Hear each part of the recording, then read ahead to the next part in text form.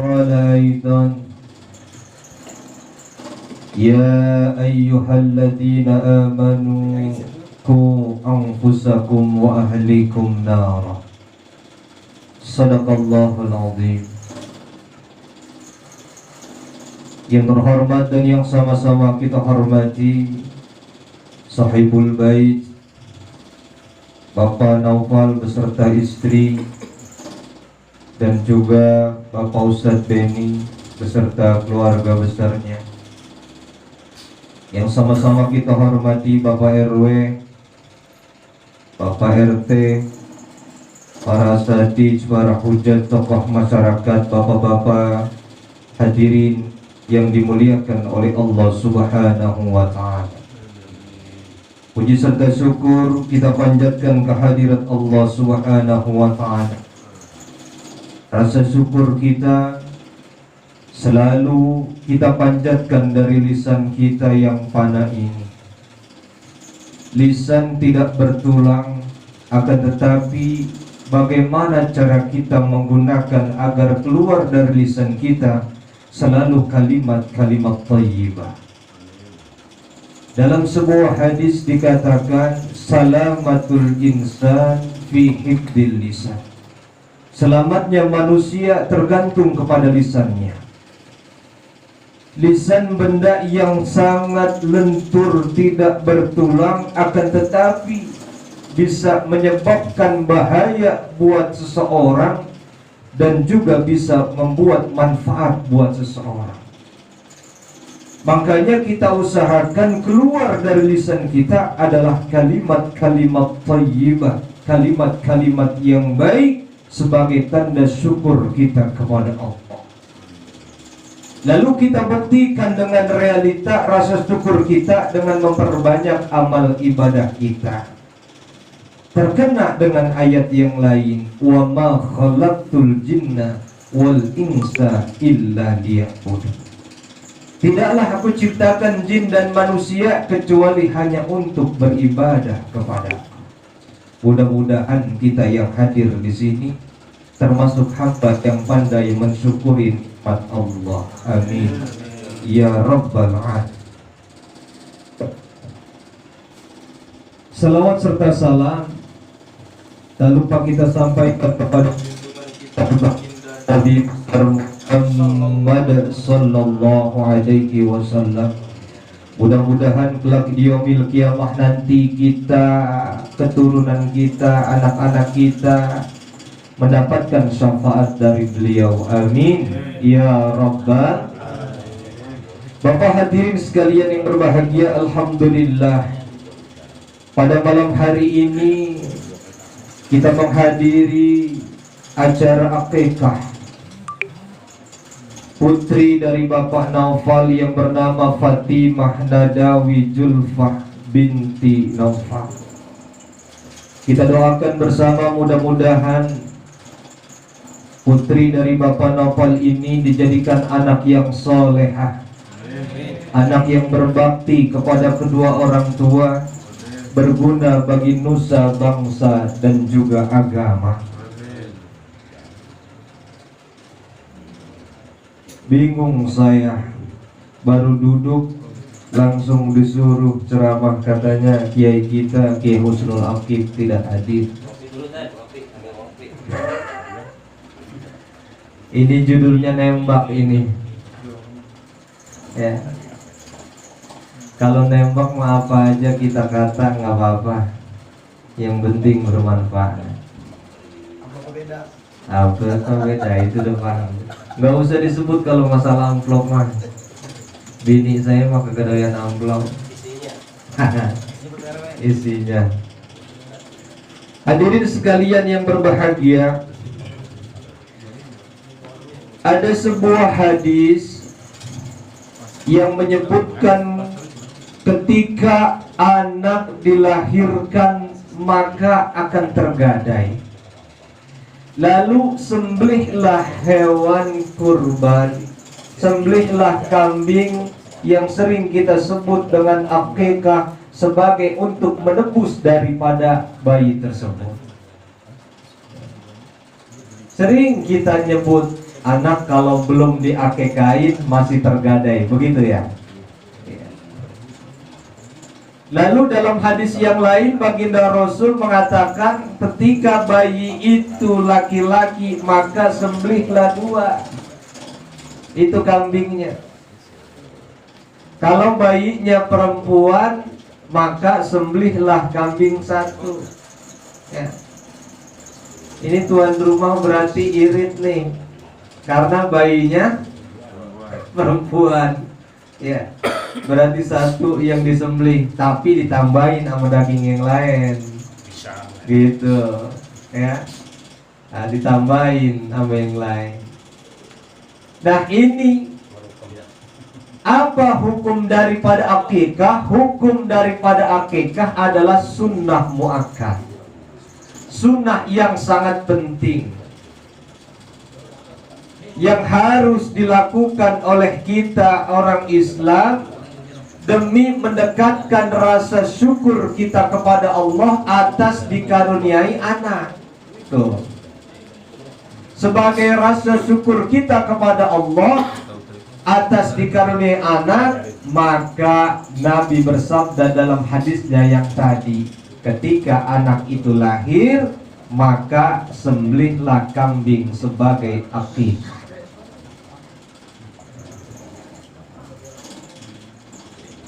7 hari daripada kelahiran itu bayi. Ya, pas 7 hari belum ada rezekinya, 14 hari. 14 hari belum ada rezekinya, maka 21 hari. 21 hari belum ada rezekinya, 28 hari. Belum ada rezekinya juga, kapan ini? Sampai ketemu itu keluarga punya rezeki. Makanya ada yang bilang, Ustaz saya belum diakekain waktu lagi masih kecil ya. Lalu bagaimana nih sekarang? Saya mau akekah, orang tua saya ngakekain padahal mas saya udah kuliah. Boleh? Boleh. Tuh, boleh. Lalu orang tuanya sudah meninggal dunia, ini anak belum diakekain. Nah, ini anak sudah punya pekerjaan sendiri, sudah mencari rezeki sendiri, bahkan sudah berkeluarga juga ya. Ingat, kayaknya saya belum diakekain sama orang tua saya. Nah, lalu dia mau akekah, ada pertanyaan lagi, Ustaz saya lebih baik akekah dulu apa lebih baik kurban dulu? Tuh, ada yang nanya begitu dulu ya. Ternyata jawabannya adalah kurban dulu. Kenapa? Kalau akekah adalah kewajiban orang tuanya. Kalau kurban itu kita. Ya. Lalu bagaimana kalau saya mau niatin digabung? Boleh. Ya, boleh. Kalau mau digabung, tapi lebih bagus kalau lagi ada rezekinya, kurban beda, akikah beda. Ada juga makna wiyah daripada akikah adalah itu ternyata rambut yang ada di kepala bayi. Makanya tadi Ustaz Oji bilang, tuh rambut yang dicukur dari kepala bayi timbang ya, berapa gram sedekahin. Tuh, itu ya. Secara maknawi ya, akikah adalah yaitu memotong untuk rasa syukur kita kepada Allah, kita dikaruniai anak ya, maka tanda syukur kita lakukanlah akikah. Secara maknawiannya ternyata di kepala bayi yang dilahirkan ada rambut yang namanya akikah, dicukur itu, ditimbang lalu disedekahin. Bukan rambutnya yang disedekahin ya, diuangkan dulu ya, bukan rambutnya yang disedekahin, bukan. Lalu apa sih tujuannya ini? Tujuannya adalah untuk membentuk ini anak kita menjadi anak yang soleh dan soleha. Tadi ayat yang saya bacakan tadi, ya ayyuhalladzina amanu qu anfusakum wa ahlikum nar. Wahai orang-orang yang beriman, jaga dirimu, keluargamu daripada jilatan api neraka. Ya Allah, ini ayat mesen nih sama kita. Allah berfirman dalam ayatnya, mesen sama kita, wahai orang-orang yang beriman, jaga diri kita, jaga keluarga kita daripada jilatan api neraka. Bagaimana caranya? Bentuk anak kita menjadi anak yang soleh dan soleha. Salah satunya adalah diadakan acara akikah pada malam hari ini sebagai tanda untuk menuju salah satunya ikhtiar anak kita menjadi anak yang soleh dan soleha.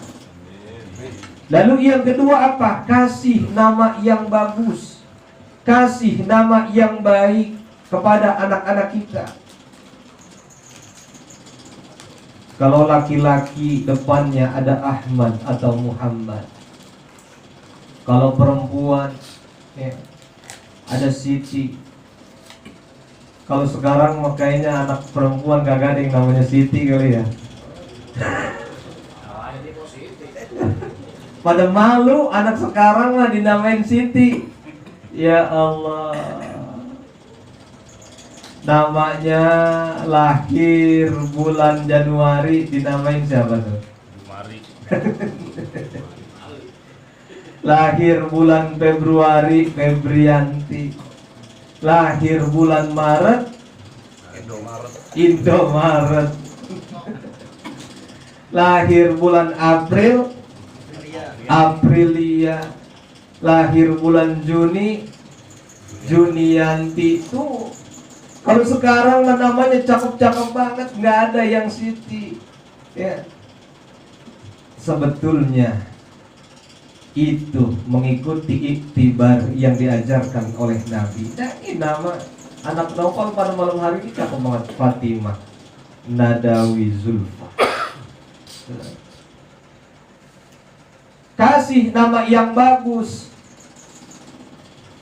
Jangan bilang apalah artinya sebuah nama. Kadang kita bilang, ya apalah artinya sebuah nama. Gaya banget. Ada maknanya. Ya, kita itibar sama ulama-ulama yang besar. Banyak anak yang diambil dari ulama-ulama yang terkenal. Kenapa? Biar harapan kita anak kita menjadi beliau. Itu ilmunya bisa ngikutin, apa akhlaknya bisa ngikutin. Gitu kita berusaha. Kalau orang dulu namain anak kan tuh asal jadi. Makanya kalau kita ke makam keramat yang tua-tua, kita lihat di batu nisan itu nama-namanya. Ada Pengki, ada Karung, ada Penyok, ada Kantor, ya kan, Aji Kantor ya, gitu, Aji Karung, ya. Itu kita lihat, ya. Karena apa? Nandain biasanya orang dulu mah. Istrinya lahir, dia lagi mau Pengki, dinamain anak ke Pengki. Istrinya lahir, dia lagi nenteng karung, dinamain anaknya Karung, ya. Sebagai nandain kalau itu. Bapak hadirin sekalian yang berbahagia, jaga. Kita udah kasih nama, kita akikahkan, lalu kita didik datuh agama kepada anak-anak kita. Kalau anak pengen hatinya bersih, kasih pendidikan agama yang mantap. Tuh. Didik anak kita dengan pendidikan yang baik. Kewajiban mendidik anak-anak kita adalah orang tua sebetulnya kewajibannya, bukan guru. Kewajibannya orang tua. Itu ayatnya tadi sudah jelas. Nah, karena orang tuanya tidak kemampuan dalam mendidiknya, maka anaknya disekolahin, ditaruh di TPA. Ilmu mah orang tuanya bagus, tapi waktunya nggak ada. Ya, nyari rezeki, nyari nafkah buat keluarga, titipkan di pesantren, titipkan di TPA dan lain sebagainya. Kasih pendidikan agama yang kuat sebagai ini anak, biar hatinya bersih, hatinya jernih, sebagai alat pinter mana yang baik dan juga mana yang buruk. Kalau anak biar otaknya cerdas, itu mah sekolahin, itu mah kursusin biar anak otaknya cerdas. Kasih makanan yang bergizi, yang halal, yang berkah. Jangan di anak belum pernah dikasih makanan yang bergizi, pagi-pagi mau sekolah sarapannya nasi goreng sama nasi uduk, sampai di sekolahan udah nguap baik. Ya, pelajaran baru jam pertama, palanya udah taruh di atas meja. Ya, kasih makanan yang bergizi, bubur kacang hijau, susu, singkong. Ya. Boleh nasi uduk Bang Joni sekali-kali mau boleh. Itu kasih makanan yang bergizi, biar itu otaknya cerdas. Ya, kasih. Ya. Jangan ketemunya itu juga. Ya. Nasi uduk, nasi goreng. Biar otaknya cerdas. Lalu ketika dewasa, kewajiban orang tua apalagi? Kewajiban orang tua adalah kalau itu laki-laki dikhitan dah tuh. Tadi udah kasih nama, ya, udah diakekah, dikhitan tuh anaknya.